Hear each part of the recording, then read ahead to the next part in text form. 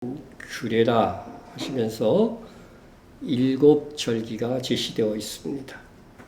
이 절기는 1년마다 정해진 날짜에 성회로 모여서 지켜야 됩니다. 이것이 너희가 그 정한 때에 성회로 공포할 여호와의 절기들이니라 했습니다.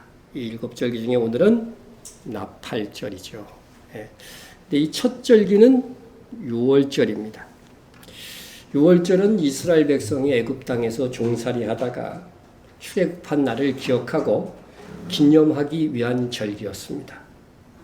그날 어린 양을 잡아서 피 흘려서 문설주와 임방에 바르면 죽음이 넘어갔다 하는 의미로 6월절이라고 하는 것입니다. 6월은 넘어갔다는 뜻이죠.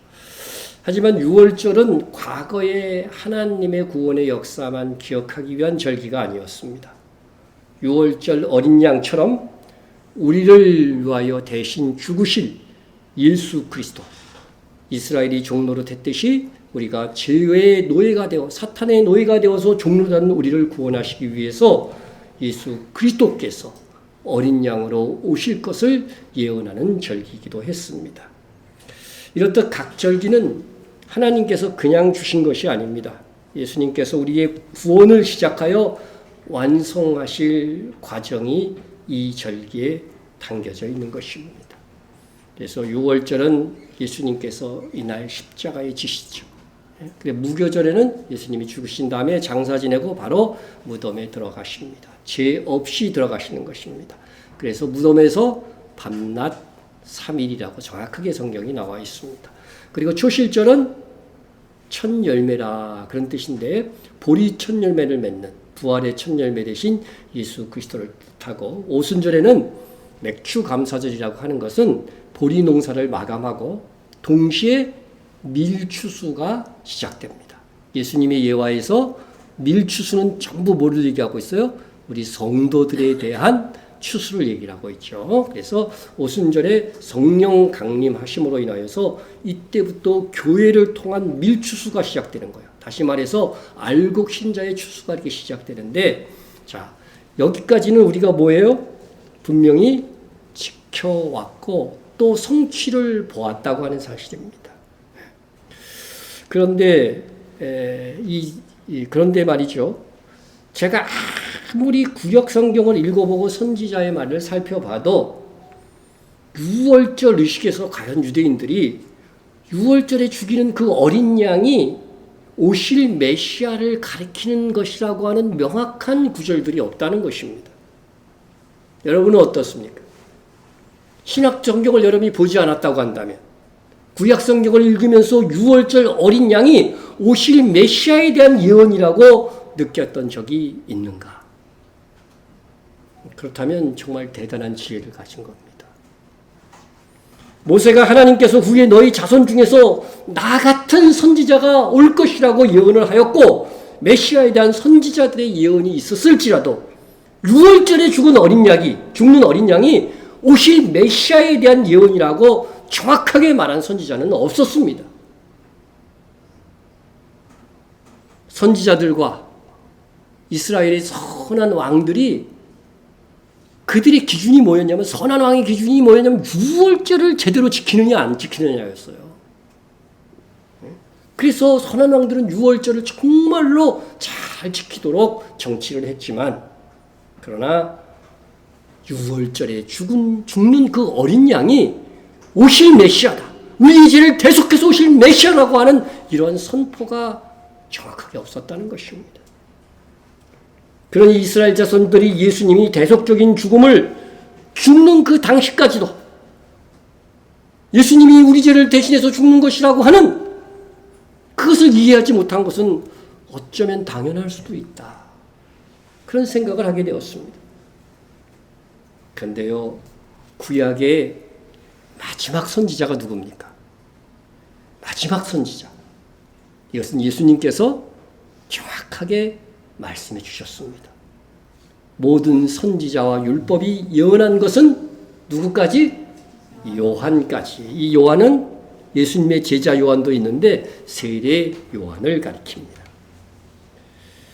이스라엘에서는 말라기 선지자 이후에 400년 동안 선지자가 출현하지 않았습니다. 하나님의 말씀을 나는 받아서 전한다 이렇게 외친 사람이 한 번도 끊어지지 않았던 그 선지자가, 어느 시대는 여러 명의 선지자가 있었는데도 불구하고 말라기 선지자 이후에는 한 명도 없었어요. 그런데 400년의 침묵을 깨고 등장한 선지자가 바로 세례 요한이었던 것입니다. 그동안 이스라엘의 그 파란만장한 역사를 겪는 동안 헬라와 로마가 이스라엘을 식민지 삼고 통치하는 그 암울한 시대에서도 이상하게 선지자만은 나타나지 않았습니다. 선지자가 없으니 그 암울한 시대에 하나님의 위로도 경험할 수 없고 어느 방향으로 갈지 하나님의 지시하시는 말씀도 없으니 얼마나 답답했겠습니까? 그러니 이스라엘 자손은 선지자와 메시아에 대한 갈증이 있을 수밖에 없었습니다. 그런데 세례 요한이 나타나서 어디에서 외쳤어요? 광야에서, 유대 광야에서 외쳤습니다. 하나님의 말씀을 받아서 자기가 전한다고 하는 것입니다. 그러자 하나님의 말씀과 선지자에 목말라 있었던 수많은 군중들이 광야로 나간 것입니다. 여러분, 세례 요한이 예루살렘으로 와서 전한 것이 아닙니다. 광야에서 외쳤는데 그 소문을 듣고 백성들이 막 그곳으로 달려간 것입니다. 여러분, 유대 광야 한번 찾아서 보세요. 얼마나 황량한 곳인지 모릅니다. 얼마나 유대인들이 선지자에 목말라 있었으면 그렇게 광야까지 나아갔겠습니까? 그런데 세례 요한이 자기는 누구냐? 자기의 정체성에 대해서 이렇게 이야기합니다. 나는 선지자 이사야의 말과 같이 주의 길을 곱게 하라고 광야에서 외치는 자의 소리로다 하니라. 세례 요한은 자신이 이사야가 예언한 사람이라고 하는 것을 알았습니다. 세례 요한이 오기 전 무려 이사야는 700년 전의 사람인데 그가 세례 요한이라고 하는 사람이 출현할 것을 예언했습니다. 그의 예언은 이것입니다. 외치는 자의 소리여 이르되 너희는 광야에서 여호와의 길을 예비하라. 사막에서 우리 하나님의 대로를 평탄케 하라. 이사야는 예언했고 세례 요한은 이사야가 예언한 광야에서 외치는 자가 자신임을 알았습니다. 그렇게 하여 세례 요한은 구약의 마지막 선지자가 되어서 광야에서 외쳤습니다. 그가 외쳤던 소리는 무엇입니까? 물론 그가 말로써 회개하라 천국이 가까이 왔다 그리고 회개를 촉구했지만 가장 중요한 그의 메시지는 곧 이어 등장하시는 예수 그리스도에 대한 예언이었습니다. 세례 요한은 예수님을 가리켜 이렇게 말했습니다. 요한이니 예수께서 자기에게 나오심을 보고 이르되 보라 세상죄를 지고 가는 하나님의 어린 양이로다. 예수님을 가리켜서 요한은 하나님의 어린 양이라고 한 것은 바로 이것이 유월절에 드리는 어린 양을 가리킨 것입니다. 후에 바울이 우리의 유월절 양 곧 그리스도께서 희생되었으니라 말했지만 이미 세례 요한이 하나님의 어린 양이라고 말한 이것은 바로 유월절 어린 양을 가리키는 것이라고 하는 것입니다. 그러고 보면 예언은요, 때가 가까이 와야 선명해지는 것을 알 수 있습니다. 유월절 그 어린 양이 바로 세상죄를 지고 가는 예수 그리스도에 대한 예언이라고 하는 것을 비로소 세례 요한 때, 구약의 마지막 선지자의 때에 와서야 정확하게 선포가 되는 것입니다. 그리고 예언은요, 그래서 이루어지고 난 다음에야 이렇게 이루어진 것이구나 이해하게 됩니다. 그래서 우리는 지금 이 성취 절기에 대하여서 그것이 어떻게 성취되었는지 우리는 너무 잘 알고 있어요. 그러나 당시의 유대인들은 그렇지 못했다는 것입니다. 예수님은 유월절에 잡히시고 재판받으시고 십자가에 죽으셨습니다. 이런 예가 거의 없습니다. 여러분, 잡아갖고 그냥 죽이는 경우는 있지만 잡아서 재판받고 사형을 집행하는 게 하루에 다 된다. 이게 불가능한 일이잖아요. 그죠? 그런데 놀랍게도 예수님은 예언대로 6월절에 그 일이 다 이루어져요. 그리고 무교절에 정확하게 예수님은 무덤에 들어가셨습니다. 그리고 초실절에 우리 AD 30년 달력 보셨죠? 제가 보여준 적이 있을 것입니다. 그때 정확하게 3일 3야를 무덤에 계시다가 부활하셨습니다. 수요일날 죽으시고 그리고 주일날 눈 깜짝할 사이라고 하는 유대인의 그 시간에 부활하셨습니다. 그리고 정확하게 오순절이 예언하는 바에 따라서 성령께서 그때 강림하시고 이때부터 새 언약의 출발인 교회가 세워지고 교회 시대가 열린 것입니다. 밀추수가 시작된 거죠. 그뿐만 아니라 이제 이 네 절기는 이미 성취되었어요. 그러니까 제가 이렇게 예언해도 여러분들은 너무나도 잘 압니다. 근데 구약 성경을 읽어보면 이게 이렇게 성취되는 거야? 이해하기 힘듭니다. 근데 성취된 것을 보니 구약의 그 절기의 의미들이 이러한 성취구나. 우리는 이것을 보고 있기 때문에 은혜 받은 자들인 거예요. 그런데 아직 성취되지 아니한 미성취된 세 절기가 남아있다는 것입니다. 나팔절은 무슨 절기입니까? 예수님께서 공중 강림하시고 그때 무엇이 일어나요? 오늘 우리가 읽은 본문처럼 구름 속으로 끌어올리니까 그게 바로 휴거죠. 휴거가 일어나. 예수님의 공중 강림과 휴거가 일어나는 나팔절입니다. 나팔절에는 그래서 이 말씀을 설교에서 꼭 하라고 하나님이 정해놓으신 거예요. 그리고 속죄일은 예수님의 지상절입니다. 예수님이 무슨 옷 입으셨어요? 붉은 옷을 입고 있다. 이사야 예언입니다. 원래 예수님의 옷은 흰 옷입니다.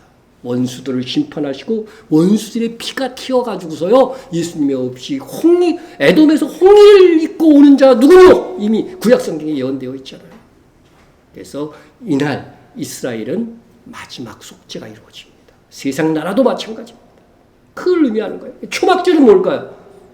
하나님의 나라, 천년왕국과 새하늘과 새 땅을 모두 상징합니다. 그래서 천년왕국 때에도 초막절은 지키게 될 것입니다. 자, 우리가 너무 선명하게 이미 이루어진 절기들에 대해서는 의심 없이 바라볼 수 있어요. 그러나 아직 미성취된 이 재림의 절기는 우리가 기억하고 있다고 한다면, 예배 때마다 기억한다고 한다면, 우리가 더욱더 어떻게 살아야 되고 소망 가운데 살아야 되는 것을 알 수 있게 되는 것입니다. 이렇게 절기를 통해서 매년 절기를 지켜서 말해주어도 성경은 예수님은 뭐라고 말하냐면 주께서 친히 인자가 올 때에 세상에서 믿음을 보겠느냐 하신 것을 보면 주의 재림을 예언하고 있는 새 절기도 제대로 알고 오실 주님을 맞이하는 신자들이 매우 적을 것임이 확실합니다. 6월절로 시작되는 무교절, 초실절과 오순절까지 절기가 예언한 바가 성취되기까지 이를 알고 그것을 깨달았던 사람들이 거의 없었던 것 같이 마지막 시대에도 나팔절과 속죄일과 장막절을 통해 다시 오실 예수 그리스도를 소망하고 예배하게 되는 그리스도인들은 매우 적을 것입니다. 그래도요, 구약의 마지막 선지자 세례 요한이 6월절 어린 양이 예수님이다 이렇게 가리키는 것을 듣고서 예수 그리스도를 믿게 된 사람이 있었습니까? 없었습니까? 상당하게 있었다는 사실에 우리는 주목을 해야 됩니다.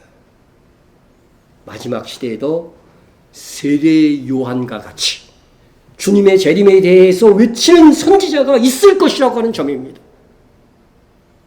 세례 요한에 대한 예언은요, 이사야 선지자만 예언한 게 아니에요. 마지막 선지자, 거의 마지막 때 말라기 선지자, 구약의 말라기 두 선지자가 했는데 특히 말라기 선지자의 예언을 보면 예수님의 출임뿐만 아니라 재림이 가까운 시기에도 그와 같은 선지자, 엘리야라고 표현하면서 세례 요한과 같은 그러한 존재 선지자가 등장하여서 예수님의 다시 오심을 말할 것임을 충분히 예측할 수 있습니다. 말라기 선지자는 세례 요한이 출현하기 400년 전에 그에 대해서 이렇게 예언했습니다. 보라, 여호와의 크고 두려운 날이 이르기 전에. 어떤 날? 이게 무슨 날일까요? 여호와의 크고 두려운 날? 주님의 재림입니다. 출임이 아니에요. 이르기 전에 내가 선지자 엘리야를 너에게 보내리니. 자, 선지자 엘리야를 보낼 것이라고 했어. 그런데 예수님께서 이 땅에 오셔서 엘리야를 누구라고 그랬어요? 만일 너희가 즐겨받을진대 오리라 한 엘리야. 이 말라기 선지자가 예언한 400년 전에 예언한 오리라고 한 엘리야가 누구라고요? 곧 이 사람. 누구를 가리킨 거예요? 세례 요한을 가리킨 것입니다. 주님께서 확증해 주셨어요. 아, 이게 여호와의 크고 두려운 날 올 거라고 그러는데 예수님의 초림도 왔구나. 그러면 여호와의 크고 두려운 날이 재림의 시기를 가리키는 건데, 여러분, 여호와의 크고 두려운 날이 재림의 시기를 가리킨다고 하는 것들을 먼저 확증을 해주겠어요. 예수님께서 회당에서 말씀하실 때에 이사야 61장 2절을 읽으시고 강론한 바 있습니다. 여호와의 은혜의 해와 우리 하나님의 보복의 날을 선포하여 모든 슬픈 자를 위로하되. 위로하되. 이 말씀입니다. 그래서 예수님께서 선지자 이사야의 글을 드리거늘 책을 펴서 이렇게 기록된 데를 찾으시니 했던 것이 바로 이사야 61장 2절 말씀입니다. 그래서 이사야서를 찾으시고 그 부분을 쭉 이렇게 읽으셨어요. 이는 가난한 자에게 복음을 전하게 하시려고 내게 기름을 부으시고 나를 보내사. 여기서 나가 누굽니까? 예수님이죠. 주의 은혜의 해를 전파하게 하려 하심이라 하였더라. 주님께서 이사야서를 읽으실 때 이렇게 읽었다고 하는 것입니다. 무엇을? 주의 은혜의 해를 전파. 여러분, 우리가 구약시대의 말세에 나타나기로 예비하신 구원을 얻기 위하여 이런 말씀이 있죠. 예수님 때부터 구원의 파라다임이 바뀌었는데 은혜로 구원받게 된다는 거예요. 어떤 은혜? 믿음으로 말미암은, 행위로 말미암지 않는 은혜로 구원받는 시대가 열릴 것이라고 하는데 바로 이때 하고 이것이 왜 있다고 주님이 말씀하신 것입니다. 그런데 우리가 조금 의문을 가져야 될 것은 이사야서 61장 2절은 금방 읽었지만 여호와의 은혜와 하나님의 보복의 날을 선포하여 모든 슬픈 자를 위로하래 이렇게 되어 있습니다. 여러분, 초림 때나 재림의 때나 슬픈 자예요. 참성도들은 정말 통념하면서 살아갑니다. 이 세상의 죄악을 보면. 그 이사야서의 표현에 의하면 또 가난한 자라고 되어 있죠. 어쨌든 두 가지로 위로해요. 두 가지로. 슬픈 자를 두 가지로 위로합니다. 여호와의 은혜의 해와 우리 하나님의 보복의 날을 선포하여 모든 슬픈 자를 위로하겠다고 하는 것입니다. 그런데 주님은 이 부분 중에서 뭐만 읽으셨어요? 주의 은혜의 해를 전파하게 하십니다. 이 주의 은혜의 해만 말씀하신 거예요. 주의 은혜의 해만. 그렇죠? 이 보복의 날은 읽지도 않으셨어요. 분명히 기록되어 있었을 텐데 읽지를 않고 뭐라고 말씀하셨냐면 이에 예수께서 그들에게 말씀하시되 이 글이 너희 귀에 응하였느니라. 예수님의 출임 때에 하나님의 은혜의 해가 임한 것입니다. 여러분, 구약시대에 안 태어나고 신약시대에 태어난 걸 행복으로 섬기세요. 이는 은혜의 해. 은혜로 구원받는 시대. 너희는 그 은혜로 말미암아 구원을 받았나니 이것은 너희에게 난 것이 아니라 하나님의 선물이라. 행위에서 난 것이 아니니 누구든지 자랑하지 못하게 합니다. 구원에 관하여 행위를 조금이라도 집어넣는 사람들은 아주 이 예수님의 말씀을요, 예수님의 사역을 부정하는 사람들이에요. 사실상. 그런데 예수님께서 이렇게 이 글이 너희 귀에 응했다, 성취되었다고 말씀하셨다면 우리 하나님의 보복의 날은 아직 뭐라는 거예요? 예수님의 초림 때 성취되지 않았다는 거죠. 여러분, 보복의 날은 여호와의 크고 두려운 날인 것입니다. 당연하죠. 그래서 말라기 선지자가 말한 여호와의 크고 두려운 날과 이사야가 말한 성취되지 않은 하나님의 보복의 날은 같은 날이라고 하는 것입니다. 같은 날. 그래서 예수님께서 크고 두려운 날 오시기 그 직전에 여호와께서 크고 두려운 날이 이르기 전에 온다고 그랬어요. 이르기 전에 온다고 그랬으니까 마지막 예수님의 모전에 공중강림 전에 바로 오리라 간 엘리야가 동일하게 세례 요한과 비슷한 인물이겠죠. 비슷한 사역을 하겠죠. 그런 자가 오게 될 것이라고 하는 것입니다. 보라, 여호와의 크고 두려운 날이 이르기 전에 내가 선지자 엘리야를 너에게 보내리니 했으니 이 보복의 날, 그죠? 하나님을 대적하고 믿는 자들을 대적했던 자들이 아주 팽배해지는 이 대환란의 때에 이 주님께서 오시기 전에 바로 이 엘리야가 올 것을 성경은 분명히 말씀해 주고 있는 것입니다. 그래서 여러분 이런 예언을 이중 예언이라고 합니다. 헬라의 사고방식, 우리의 사고방식은 어떤 예언이 있으면 한 번 이루어지는 거잖아요. 근데 히브리인들의 사고방식은 그렇지 않아요. 한 번 이루어지고, 두 번 이루어지고, 세 번, 네 번까지도 이루어져요. 그게 이중 예언이라는 거, 성경은 이중 예언입니다. 성경에 많은 예언들이 그렇게 되어져 있습니다. 그래서 중요한 예언은 한 번 부분적으로 이루어지고, 그 다음에 완전 성취되는 것입니다. 그래서, 여기서 보면 여호와의 은혜의 해와 우리 하나님의 보복의 날을 선포하여 모든 슬픈 자를 위로하라 했을 때에 은혜의 해가 이제 이루어지고 나서 지금 얼마가 지났습니까? 2000년의 세월이 지난 거예요. 그래서 약 2000년의 터울을 지고 그 다음에 우리 하나님의 보복의 날이 이루어지는 거예요. 그러니까 이 한 구절의 예언이요 2000년 동안의 간격을 두고서 이루어진다고 하는 것을 여러분 아셔야 돼요. 그래서 오리라 한 엘리야도 마찬가지라고 하는 것입니다. 오리라는 엘리야도 초림 때에 이루어지지만 재림 때에도 이루어진다 하는 것입니다. 2000년 전에 예수님의 초림의 길을 예비한 오리라 한 엘리야가 세례 요한이었습니다. 오늘 특송 가사 중에 뭐가 있었어요? 주님 오실 길을 예비하자, 평탄케 하자, 그런 의미의 가사였습니다. 마지막 시대에도 예수님의 초림을 예비한 엘리야인 세례 요한이 있었듯이 예수님이 오실 그 시대, 재림의 시기에도 예수님의 재림의 길을 예비하는 오리라 한 엘리야가 있을 것입니다. 세례 요한의 모습과 사역에 있어 그리고 엘리야와의 공통점이 있을 것입니다. 세례 요한은 어디서 세례를 줘요? 엘리야가 승천한 자리에서. 성경을 잘 살펴보세요. 그러니까 그게 엘리야를 이어서 했다는 것이죠. 그런데 마지막 시대에 오리라 한 엘리야는 아직 오지 않았고 성취를 앞두고 있기에 요한계시록에서 그의 등장을 암시한 예언이 또한 있습니다. 내가 나의 두 증인에게 권세를 주리니 그들이 굵은 벼옷을 입고 1260일을 예언하리라. 3년 반입니다. 그런데 이 두 증인이 하는 일이 엘리야가 했던 일들과 너무 비슷한 거예요. 만일 누구든지 그들을 해하고자 하면 그들의 입에서 불이 나와서 그들의 원수를 삼켜버릴 것이요 누구든지 그들을 해하고자 하면 반드시 그와 같이 죽임을 당하리라. 그들이 권능을 갖고 하늘을 닫아 그 예언하는 날 동안 비가 오지 못하게 하고. 여러분, 엘리야가 어떤 사역이었어요? 갈멜산에서 하늘에서 불이 내려오게 하고 그 바알의 대제사장 아세사의 전지자들과 대항해갖고 승리함으로 해서 그들을 다 죽여버렸죠. 불로서 다 죽였잖아요. 이게 엘리야와 똑같은 사역이에요. 또 그들이 예언하고 있는 동안 몇 년이라고 그랬어요?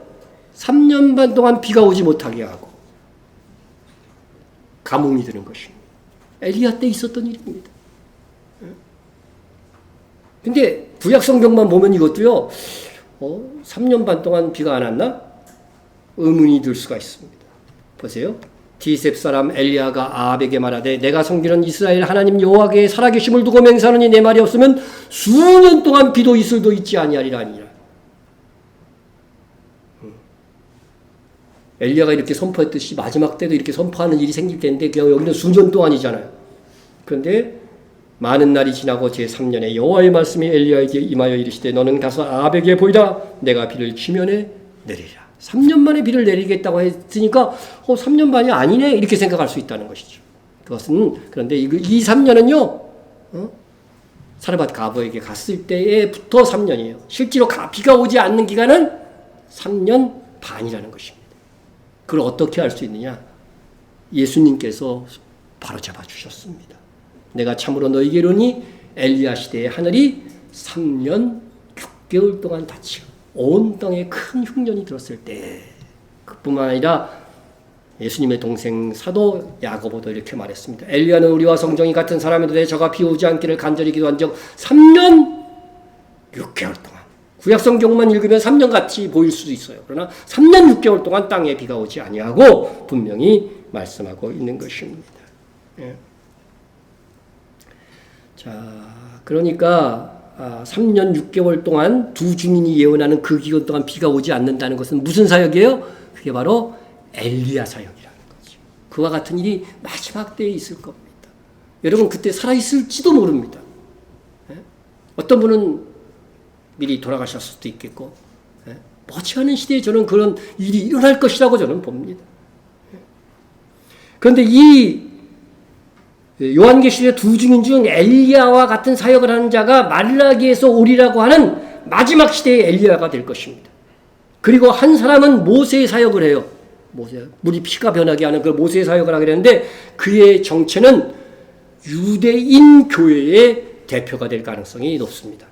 그리고 두 증인 중에 하나인 엘리야 사역을 하는 자는 그가 혹시 유대인일지는 모르지만은 이방인의 대표가 될 것입니다. 예수님의 제자들이 유대인이지만 이방인 교회의 대표가 됐던 것처럼 말입니다. 왜냐하면 엘리야는 이 3년 반의 가뭄 동안 누구의 도움을 받습니까? 유대인의 도움을 받아요? 이방인의 도움을 받아요? 사렙다 마을의 과부는 분명 완전 이방인인 지역이고 이방 사람이었습니다. 당시에. 엘리야가 이방인 교회의 대표가 되리라고 하는 것은 두 증인의 정체성을 말하는 구조를 보면 더욱 그렇게 생각할 수가 있습니다. 보십시다. 계시록에서 그들은 두 증인은 이 땅에 주 앞에 서 있는 두 감람나무와 두 촛대니 됐습니다. 이 두 감람나무 얘기는 스가랴서에 좀 나오는데 두 촛대 얘기만 합니다. 오늘은 핵심이 여기서 두 촛대, 두 감람나무는 두 촛대의 대표인 거예요. 촛대는 뭐를 가리키는 거예요? 계시록 자체에서 말하고 있어요. 7별은 7교회의 사자의 7촛대는 7교회니라. 그러니까 이 두 교회를 얘기하는 거예요. 어느 교회일까요? 당연히 이방인 교회와 유대인 교회겠죠. 유대인 교회입니다. 주님은 정말로 참 교회, 십자가를 지시면서 세우려고 했던 교회가 뭐라고 그랬어요? 유대인과 이방인이 하나 되는 영적인 교회를 바랐던 것입니다. 이는 이 둘이 문맥을 따라 읽어보면 유대인과 이방인을 말하는 거예요. 유대인과 이방인으로 자기 안에서 한 세 사람을 지어 한 세 사람 하나가 되는 교회 지어 합평하게 하시고 또 십자가로 유대인과 이방인을 한 몸으로 하나님과 화목하게 하려 하심이라고 말씀하셨습니다. 따라서 마지막 시대의 두 증인은 두 촛대가 의미하는 유대인 교회와 이방인 교회의 대표가 될 것입니다. 원수들을 불로 소멸하며 3년 반 동안 예언하는 기간 동안 비가 오지 않게 할 이 이방인의 대표, 그가 바로 오리라 한 엘리야일 것입니다. 그런데 예수님의 초림 시에 오리라 한 엘리야로 이미 왔던 세례 요한의 경우를 보면 그래도 말이죠. 그의 예언으로 많은 사람들이 주께로 돌아오는 계기가 되었습니다. 그게 바로 주의 오실 길을 모두 한 거예요. 평탄케 한 거죠. 예언대로 그대로 한 겁니다. 예수님의 초림 시대에 오리라 한 엘리야로 이미 왔던 세례 요한의 경우를 보면 그래도 그의 예언으로 많은 사람들이 주께로 오는 계기가 되었습니다. 이는 세례 요한은 이사야의 예언대로 주의 오실 길을 평탄하게 하고 예비한 것이 됩니다. 그렇다면 마지막 시대에 올 엘리야도 세례 요한의 경우에서 보듯이 그의 예언을 통해 그리고 그와 함께하는 촛대 이방의 한 세 사람 교회들의 헌신을 통해 그에도 상당한 자들이 회개하고 주께로 돌아오게 될 것인데 이것이 주님 다시 오시기 전 마지막 부흥입니다. 아마 이 부흥은 어쩌면 이스라엘 중심으로 일어날 수가 있을 것입니다. 자, 이것을 다시 한번 여러분 중요한 오늘 메시지이기 때문에 요약을 하자면 초림 때의 엘리야 누구예요? 세례 요한이었어요. 그죠? 오리라 한 엘리야가 세례 요한이었습니다. 그의 사역은 뭐예요? 주의 오실 길을 평탄하게. 갑자기 주님이 나타나서 나 메시아야 이렇게 하면은 사람들이 안 믿을 거 아니에요. 그런데 세례 요한 같은 선지자가 와가지고서 말이야 권위 있게 말하면서 내 뒤에 오시는 이가 있는데 나는 그의 신들매들기도 감당치 못할 것이다. 그를 믿는 자는 심판을 받지 아니할 것이요 믿지 아니하는 자는 심판받고 멸망할 것이라고 하는 그런 예언들을 했어요. 그러니까 예수님이 등장하실 때 예수님을 믿는 사람들이 그래도 따르는 군중들이 엄청났잖아요. 전체로 보면 소수지만 상당한 사람들이 주님의 길을 믿고 따라온 것입니다. 회개와 부흥이 일어났고 예수님을 영접했습니다. 마지막 때의 엘리야도 마찬가지라고 하는 것입니다. 마지막 때의 엘리야는 세례 요한 대신에 두 증인 중 한 명입니다.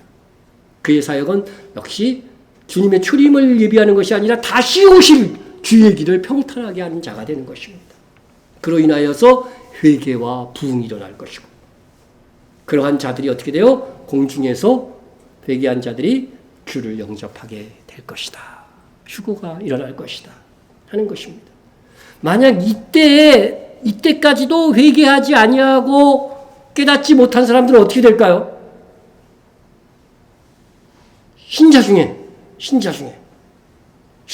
다시 주님 다시 오신다는 거 관심 없는 사람 많거든. 그런 사람들은 어떻게 될 것인가? 이 두 증인을 얘기할 때 마지막 시대 엘리야를 얘기할 때 이 말씀을 주님께서 해주시는 거예요. 잘 보세요.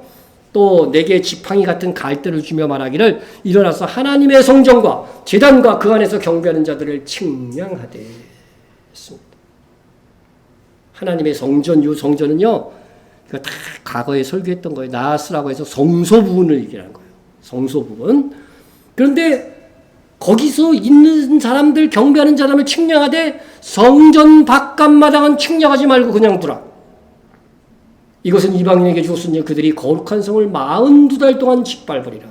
그죠? 이것은 후 3년 반입니다. 그죠? 두 증인이 예언하는 1260일은 전 3년 반이고 마지막 한 일의 예언이 있을 거라고 그랬잖아요. 마지막 때.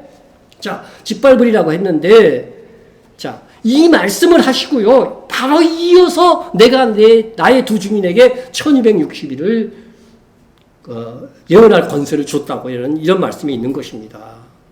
그러니까 이 42달은 누구예요? 적그리스도가 활동하는 대환란 기간입니다. 성경 어디에도 7년 대환란이라고 말한 적이 없어요. 잘못 해석한 사람들이 그렇게 얘기하는 거죠. 그리고 1260일이 두 증인이 활동하는 이 시기인 것입니다. 전 3년 반. 마지막 7년, 한 일에 7년이 있는데 전 3년 반에 두 증인이 활동하고 후 3년 반에 적그리스도가 활동하는 시대가 열리는 것입니다. 계시록 11장 여러분 읽어보면 자세히 알 수가 있습니다. 이렇게 구체적으로 성경이 지금 예언하고 있습니다. 그런데 우리가 두 증인은 두 촛대라고 했으니까 유대인 교회와 이방인 교회가 함께 지원하는 그들이 대표일 것입니다. 그들을 따라서 회개하고 정신을 그때 차리지 못하면 어떻게 된다고요? 휴거되지 못하는 거예요. 그것이 바로 측량되지 못하는 사람들이라는 거죠. 예? 여러분 성전은 뭐라고 그랬어요? 너희 몸은 하나님이 기뻐하시는 뭐라고요? 성령이 거하시는 하나님의 성전이라고 되어 있잖아요. 성경에요. 그래서 이 성전의 중심부 그림으로 보면 지금 여기에 있는 사람들만 측량하라는 거예요. 측량하라는 거예요. 우리가 성전이라면 성전의 중심부를 말하는 거예요. 거기서 있는 사람을 측량하라고 하는 그 말의 의미는 뭐냐면 정말 성령 충만한 자라는 거예요. 내면 깊숙이까지 주 예수 그리스도를 영접하고 주의 다시 오심을 사모하는 자들인 것입니다. 근데 성전 바깥마당은 이렇게 넓어. 여기는 측량하지 말라는 거예요. 측량하지 마라. 여러분 성전 바깥마당이 성전입니까? 아닙니까? 그것도 성전이에요. 이렇게 다 보세요. 이게 다 성전이라니까. 성전이에요, 성전. 성전 모형도를 한번 봅시다. 응?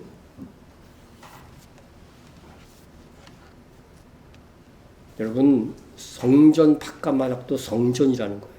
예수 믿는 사람을 가리키는 것입니다. 그런데 성소, 지성소는 하나님이 계신 것이고 성소와 바깥마당의 크기를 비교하면 어디가 넓어요? 바깥마당이 훨씬 넓죠. 예, 이 성소와 제단이니까 제단은 요 바깥에 있어. 그러니까 아주 성전 안에 깊이 들어가 있는 신령한 자들과 제단에 있는 자들, 조금 밖에 있는 그런 자들까지도 휴거는 돼. 그런데 성전 바깥마당에 있는 사람들은 휴거가 안 되는 거예요. 근데 바깥마당이 훨씬 넓다는 의미는 뭐예요? 휴거될 사람들이 더 많다? 아니죠. 휴거될 사람들은 이 크기로 봐서는, 크기로 예언하는 것으로 봐서는 적다. 그리고 성전 바깥마당에 해당하는 성령께서는 계시지만 충만하지 않은 그러한 사람들은 휴거되지 못할 것을 말씀하는 것입니다. 따라서 성전 바깥마당은 덜 거룩한 지역이에요. 거룩의 차이가 있었어요, 성전에서. 그래서 성전 바깥마당의 수준에 있는 그리스도인들은 휴거자의 대열에 들지 못하고 대환란을 통과하여 주님을 맞이하는 세대가 될 것이라고 하는 말씀입니다. 그것이 측량의 의미예요.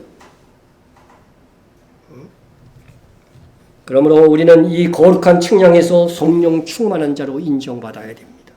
그것이 우리의 소망이어야 합니다.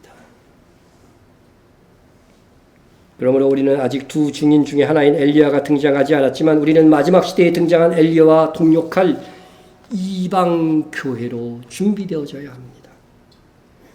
우리는 그래도 이미 주님 다시 오실 길을 평탄케 하도록 예비하는 사역을 하고 있습니다. 제가 이스라엘 리션넷 지원교회 담임 목사에게 우리 교회가 이스라엘에 선교하게 된 계기에 대해서 이렇게 말해주었죠. 이 구절을 통해서 말씀해 주었다고 그랬죠. 이 동네에서 너희를 박해하거든 저 동네에서 피하라. 내가 진실로 너희에게 이르노니 이스라엘 모든 동네를 다니지 못하여 누가 오리라? 인자가 오리라. 주님은 다시 오심에 대해서 굉장히 하나의 중요한 징표로 뭐냐면요, 그리스도 예수 그리스도를 믿는 사람들이 이스라엘 동네를 다니면서 복음을 전할 것이라고 하는 것입니다. 그런데 다 전하지 못해서 온다는 거예요.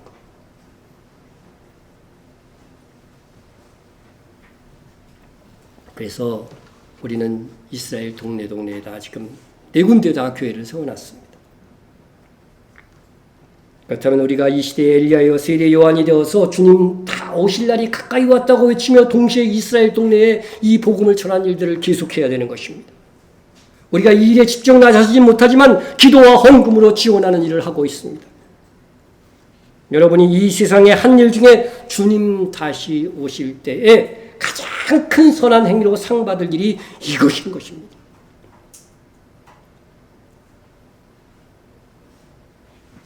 여러분이 이러저러한 일이 할 수 있어요, 주 안에서. 그러나 주님이 가장 원하시는 일, 그 일을 딱 붙잡고서 행한 사람이 더 칭찬받는 거예요. 이 일이 주님 다시 오실 길을 평탄케 하는 예언을 이루는 일이기 때문에 그렇습니다. 이 말을 흘려듣고 열심을 가지지 않는다면 그날에 가슴을 치고 통곡할 일이 될 것입니다. 주님 다시 오실 길을 평탄하게 한다는 것은 주님 다시 오시기 전에 이루어져야 할 일을 우리가 알고 행하는 것입니다. 하지만 또 한 가지 주님 다시 오실 길을 예비하는 중요한 사역 중에 하나는 중요한 사역 중에 하나는 주님의 다시 오심을 사모하고 그에 합당한 삶을 사는 것입니다. 예수님의 초림의 상황은요, 재림의 상황에도 재현된다고 하는 그런 성격을 갖고 있다고 그랬죠. 예수님의 초림 때에도요, 예언을 따라서 그리스도가 오실 것을 사모하는 사람들이 있었어요. 사마리아 여인이 보세요. 메시아 곧 그리스도라 하는 이가 오실 줄을 내가 아노니 그가 오시면 모든 것을 우리에게 알려주시리라. 사마리아 여인은요, 그리스도를 기다리고 있었던 겁니다. 사마리아 여인이 자기 동네로 와서 예수님을 그리스도로 믿고 선포하기 시작합니다. 내가 행한 모든 일을 내게 말한 사람을 와서 보라. 이런 그리스도가 아니냐 하니 그 동네에서 나와 예수께서 오더라. 예수께로 오더라. 이 동네 사람들도요 그리스도를 다 기다리고 있었기 때문에 우리를 한 그리스도가 여기 있다고 그렇게 선포했을 때 사람들이 예수께로 나온 것입니다.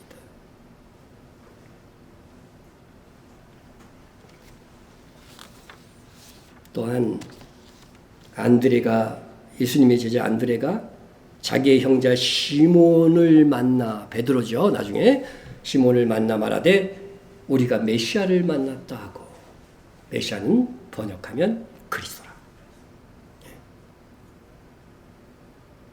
여러분 안드레는요 그리스도를 기다리고 있었던 사람이었습니다. 그런데 우리가 기다리고 있던 그 메시아를 내가 만났다고 그것을 자기 동생인지 형인지 정확하게는 안 나와요. 베드로를 찾아가서 말한 것입니다. 얼마나 감격적인 일이냐 이거죠. 그리고 안드레는 세례 요한의 제자이기도 했습니다. 그러니까 세례 요한에게 뭘 배웠겠어요? 메시아가 올 것이다. 내 뒤에 메시아가 올 것이다. 그것을 배웠을 거 아닙니까? 그러니까 갈아탔어요.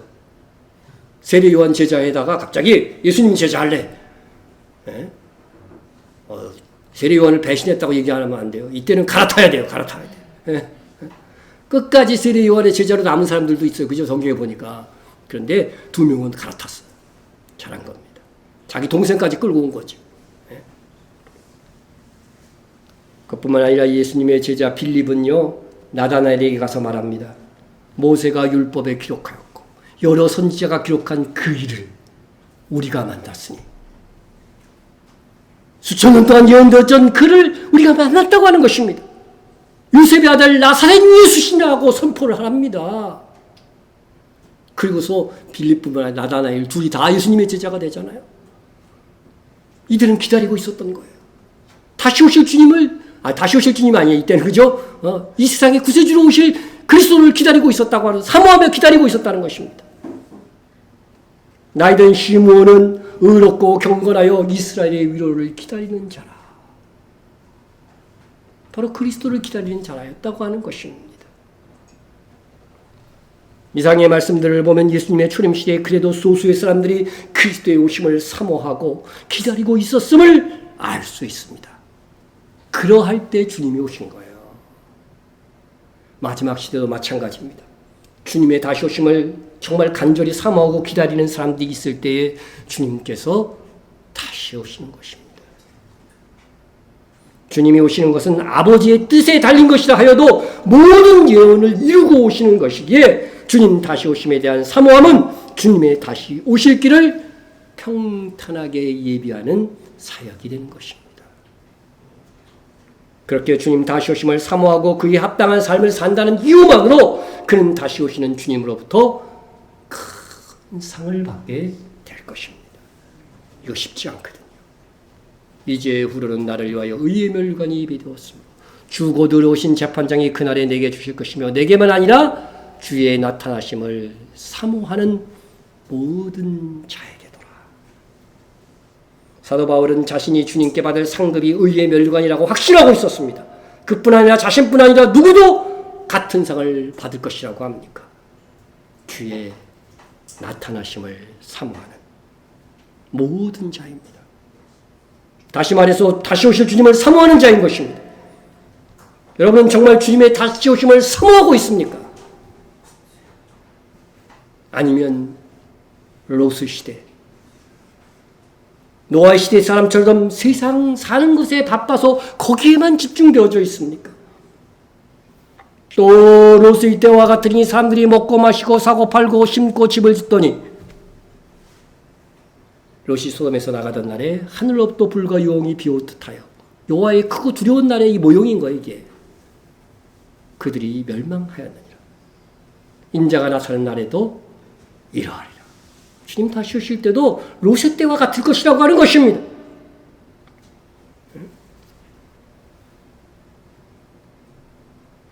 여러분 롯의 때에 소돔 사람들만 멸망했어요? 롯의 때에 소돔 사람만 멸망했냐고요. 하나님을 믿는 롯도 쫄딱 망했습니다. 망했습니다. 그것은 주님 공중강림하시는 날에 아브라함과 같은 신자는 휴거될 것이지만 롯과 같은 신자는 대환란에 들어가게 될 것을 미리 보여주는 것입니다. 또 주님은 주님 오실 때가 노아의 때와 같을 것이라고 했습니다. 노아의 때와 같이 인자의 임함도 그러하리라. 홍수전에 노아가 방주에 들어가던 날까지 사람들이 먹고 마시고 장가들고 시집가고 있으면서, 그런데요, 노아의 때에는 노아가 멸망했어요, 안 했어요? 안 했죠. 롯과 다르다는 거죠. 망하지 않았다는 거죠. 노아의 때 노아는 멸망하지 않았습니다. 오히려 그가 조상이 되어 새로운 시대를 열었습니다. 휴거되는 사람들은 새로운 천년왕국을 여는 거예요. 그러므로 주님 공중강림하시는 휴거의 날에 롯은 대환란에 들어가는 자의 상징이고 노아는 휴거되는 자의 상징이 되는 것입니다. 홍수가 나서 그들이 다 멸하기까지 깨닫지 못하였으니 인자의 임함도 이와 같으리라. 이렇게 되면 안 됩니다.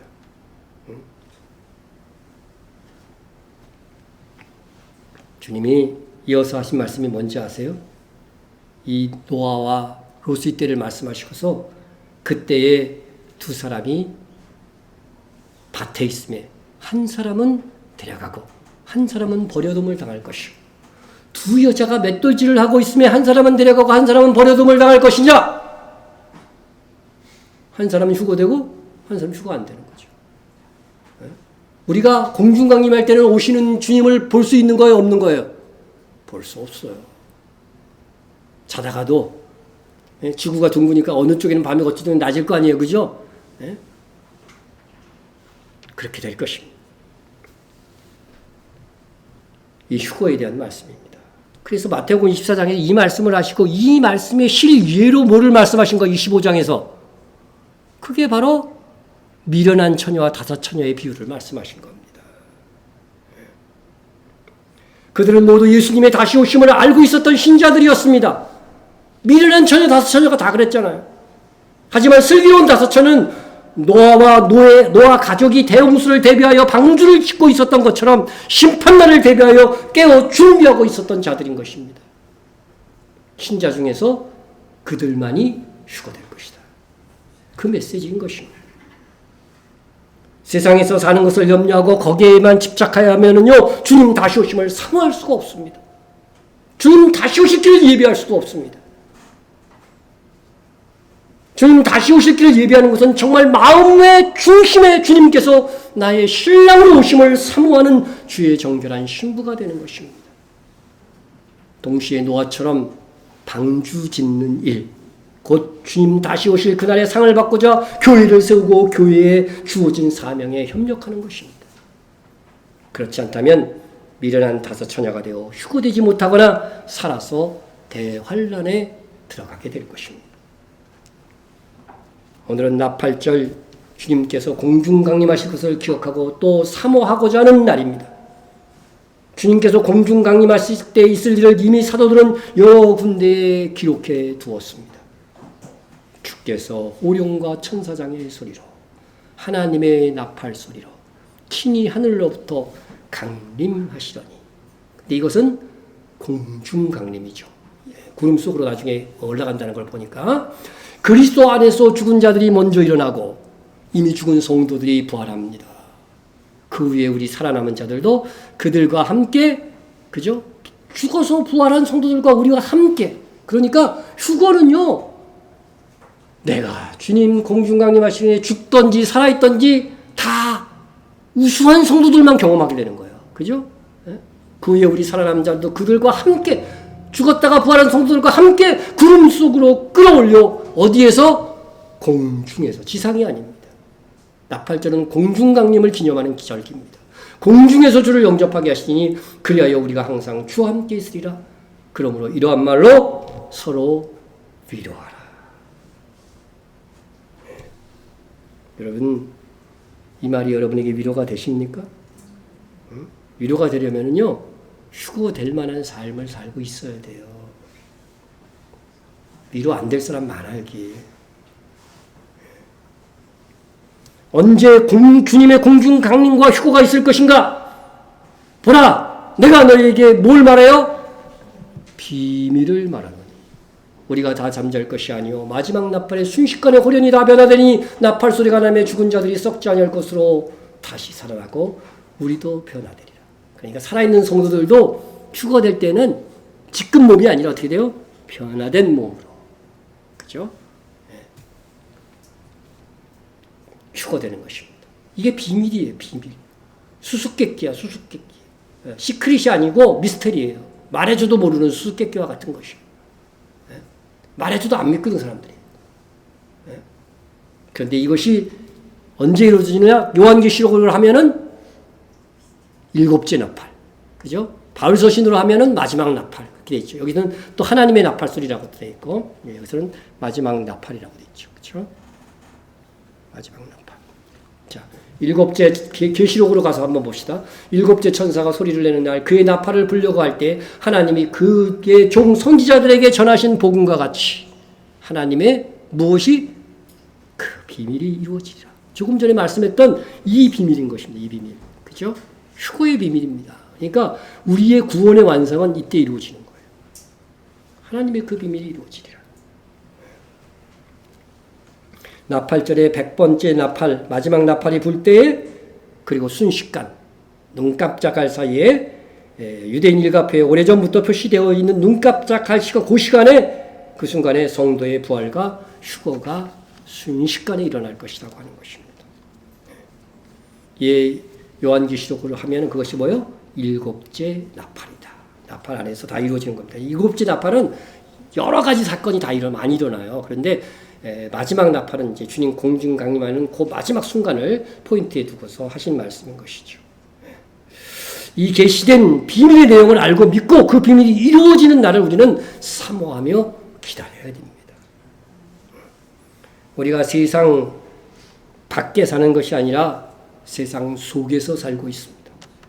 세상에서 사노라면 세상의 일과 세상의 염려를 피할 수가 없습니다. 그래서 깨어있지 않으면 우리는 롯의 때와 같이 먹고 마시고 사고 팔고 신고 집을 짓는 일에만 몰두하다가 정말 우리가 살아야 될 이유, 다시 오실 주님을 사모하고 주님 다시 오실 길을 예비하는 일을 등한시하거나 까맣게 잊을 수 있습니다. 우리의 사정을 잘 아시는 하나님께서 그래서 우리를 사랑하사 나팔절을 지키라고 하신 것입니다. 나팔절은 우리가 주님께서 공중 강림하실 것을 기억하라고 하는 것입니다. 행한 대로 상 주시려 다시 오실 주님을 기억하고 주님 다시 오심을 사모하는 자로 주님 부탁하신 땅 끝까지 이르러 내 증인이 되라는 이 사명을 너희 삶의 이유로 삼으라고 하는 것입니다.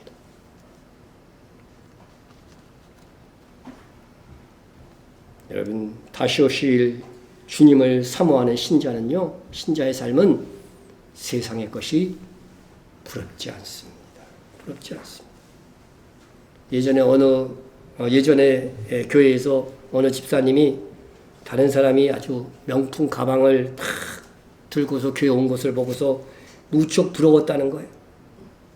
그래서 부러워갖고 대리만족으로 시장 가서 진짜는 살 돈은 없고 가짜 명품을 샀다고 합니다. 듣는 순간 정말 한심하기 그지없었습니다. 저는 평생 명품도 모르고 산 적도 없고 누가 사준다 해도 저는 싫습니다. 몰래 사주면 몰라도 나는 그 사준다 해도 싫고 명품 나는 그 상표도 몰라요. 그 비싼 명품을 사고 가지고 있는 것만으로도 저는 상을 잃을 것만 같기 때문입니다. 그런 일에는 정말 제 마음의 중심에서 관심이 없습니다. 좋은 집에 사는 것도 관심이 없습니다.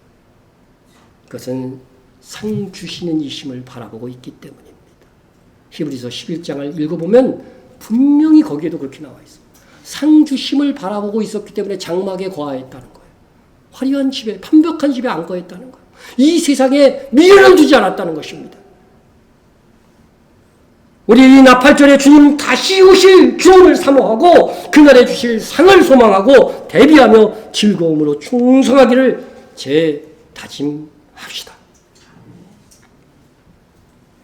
통성을 한번 기도하겠습니다.